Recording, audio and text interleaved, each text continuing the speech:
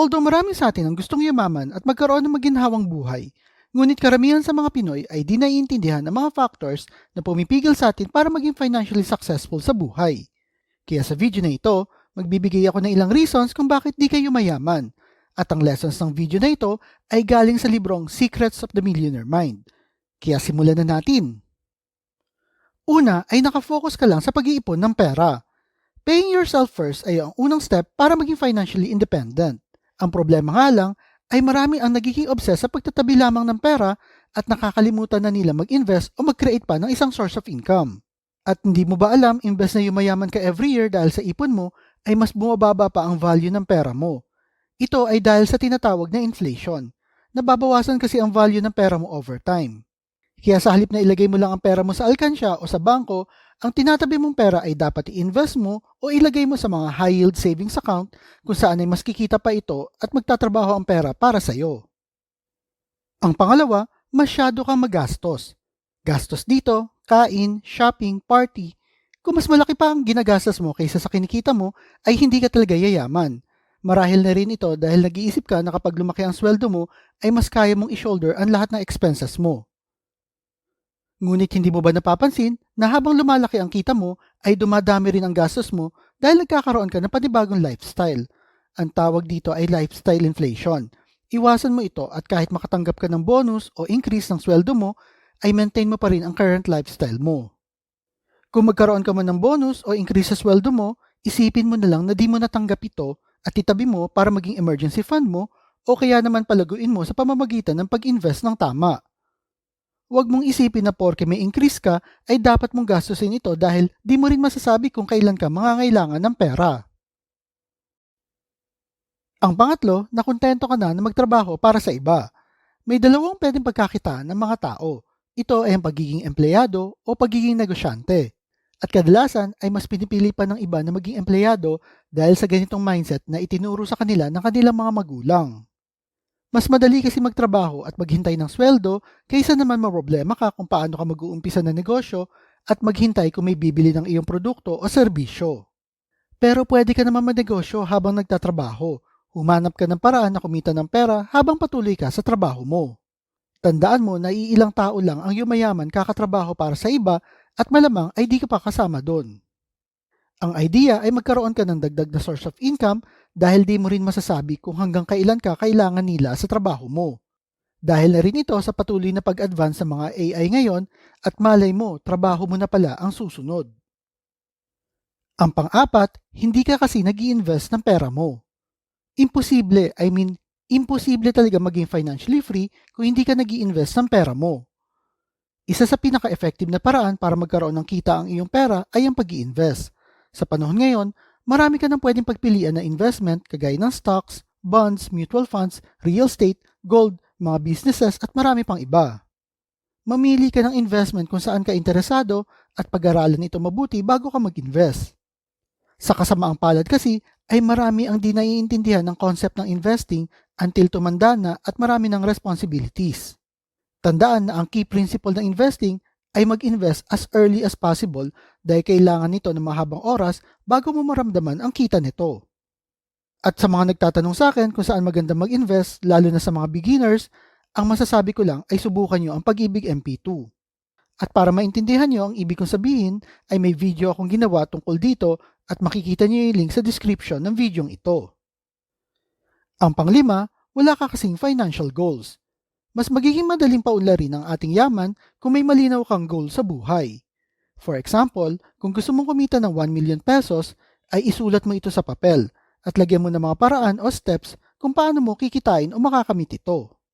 Nakakalungkot lang kasing isipin na marami sa ating mga Pinoy ang iniisip na imposible itong mangyari dahil di nila alam kung ano ba talaga ang gusto nila sa buhay. Ang nakatatak lang kasi sa isip nila ay gusto lang nilang yumaman at hindi nila alam o napag-isipan ang mga paraan kung paano ito magkakatotoo. Ang pang-anim, tumigil ka sa pag-educate sa sarili mo pagkatapos mong graduate. Umpisa pa lang ng ating pag-aaral ay tinuruan na tayo ng eskwelahan para maging handa sa future natin bilang isang employee. Kaya karamihan sa atin ay nakukontento na lang kung ano ang natutunan o naituro sa kanila hanggang sa matapos ang kanilang pag-aaral. Ngunit sa katotohanan, Hindi naman sapat yung naituro lang sa eskwelahan para ikaw ay umunlad sa buhay. Ang mundo ay under constant change at kailangan mong i-update ang sarili mo to stay competitive at makatanggap ng bagong opportunities. Ugaliin kumuha ng online course, umattend ng mga seminars at magbasa ng mga libro para ma-update ang iyong kaalaman at ang iyong sarili lalo na tungkol sa pera. Ang pangpito, mahilig ka sa mga get-rich-quick schemes. Kung ang paraan mo para yumaman ay mag-search sa Google kung paano yumaman na mabilis, well kaibigan, di malayo ang mararating mo.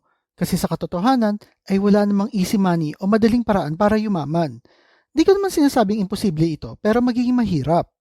Kaya sa susunod na may lumapit sa iyo na nag-offer ng programa na nagpa-promise na matututo ka ng paraan kung paano yumaman in under 3 weeks kapag nag-sign up ka sa course nila, then do yourself a favor. Ignore mo na lang yan at huwag mo sayangin ang oras mo sa mga get-rich-quick schemes na yan at maging totoo ka sa sarili mo. Gumawa ka ng 5, 10 o 15 years na financial plan at sundin ito hanggang sa maabot mo ang mga financial goals mo. Marami pang reasons na pumipigil sa mga tao na yumaman at ma-achieve ang financial goals nila. Pero para sa akin, itong 7 reasons na ito ang pinaka-importante. Ikaw ba, ano sa tingin mo ang mga reasons na pumipigil sa iyo para yumaman at ma-achieve ang financial goals mo? Type mo naman sa comment section below.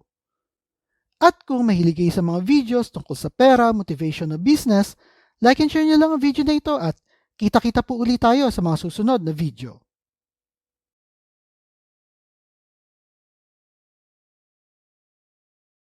In relation sa video na ito, gusto kong i-share uli ang short story na ito at ang mga aral na dapat nyo palaging isaisip at ito ay mga basic at common lessons lamang na dapat nyo tandaan tuwing nakakatanggap kayo ng pera.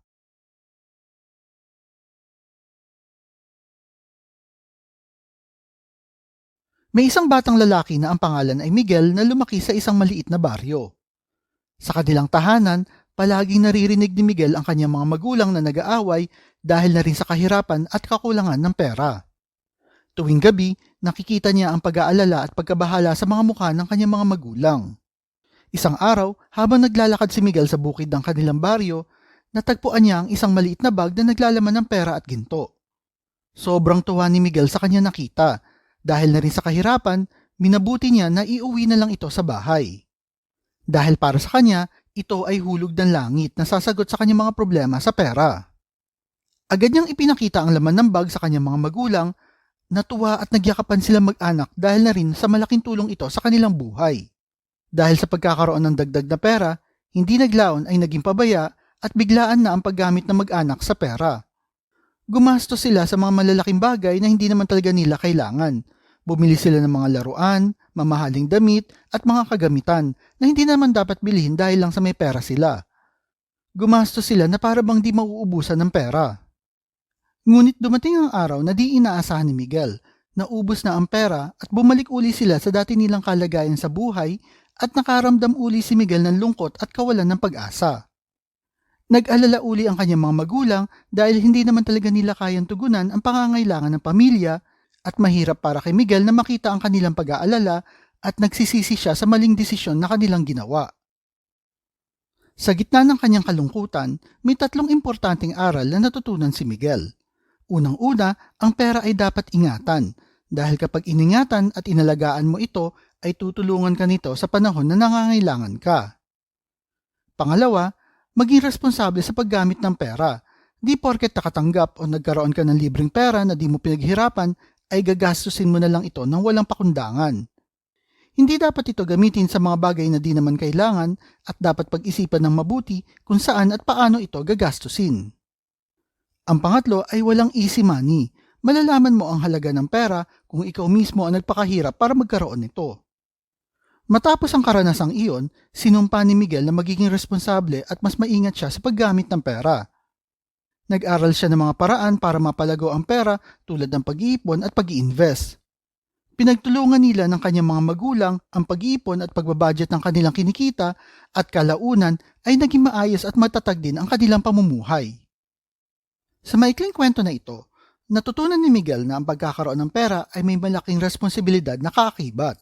Ito ay hindi dapat basta-basta lamang, kundi dapat ay isa puso at maging maingat sa paghawak nito. Ang pera ay hindi lamang para sa sariling kaligayahan, kundi dapat gamitin ito ng may malasakit at pag-iingat. Ang kwento ni Miguel ay nagpapaalala sa atin na ang pera ay hindi lamang isang simpleng papel o bakal na may halaga. Ito ay isang kagamitan na dapat gamitin sa matinong paraan na nagbibigay sa atin ng kakayahan na magsilbing instrumento sa pagbabago at sa ikakabuti ng ating buhay. And I hope may natutunan kayo sa video na ito.